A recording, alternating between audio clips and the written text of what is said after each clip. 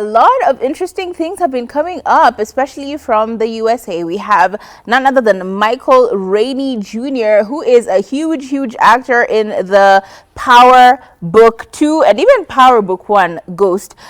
He's known as Tariq St. Patrick on the show. And of course, we all know Power is a huge production, and it is done, I think, executive produced, and I think it's, I don't know, but 50 Cent kind of owns that show. So essentially, that's what that movie's story is about. It's a really interesting story. If you've been following it, then you know for sure Tariq is a huge part of this. Now, of course, it has come to an end. The final season, I mean, not the final episode, no, the final season is about to happen.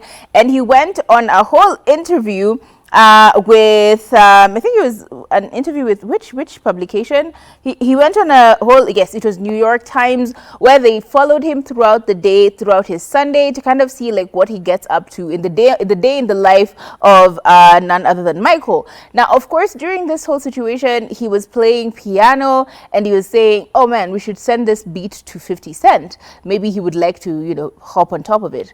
And this was a very interesting scene because a lot of us only know him for his acting. We don't actually know that he plays piano and all of these other things. And so he posted this snippet from the New York Times and he said, "Y'all didn't know I can play piano, huh? New York Times spent the entire day with Sunday with me capturing my Sunday routine.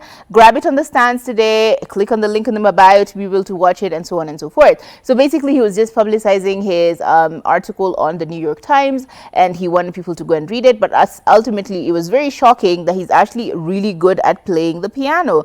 Anyway, long story short, he says that he has quite a lot of interest in playing music and becoming a producer and producing his own beats, but ultimately he's still not stopped acting, because we all know that he's on a show. It's a thriller show along with Chloe Bailey, and it is called Goons. It's actually a horror flick called Goons, where he's actually being featured there. Now, honestly, it feels kind of cool to think that this guy, who we only thought as an actor, is actually still a really good musician. So he has multiple talents. He can become a musician, he can become an actor, he can do whatever. He's very multifaceted, so kudos for having multiple things to do with your life. It's also very strange whenever we see that a celebrity is not just one-dimensional, you know, like they have so many other dimensions to them. So it was really cool to see. In case you haven't caught that, don't worry, we may play that video of him playing.